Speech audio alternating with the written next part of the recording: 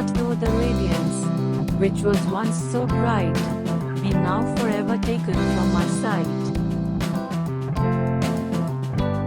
Though nothing can bring back the hour of splendor in the grass, of glory in the flower, we will grieve not, rather find strength in what remains behind. In the primal sympathy, which having been must ever be.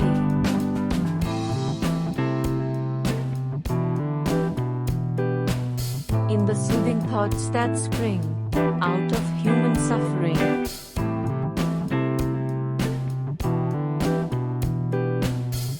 In the faith that looks through death, in years that bring a philosophic mind.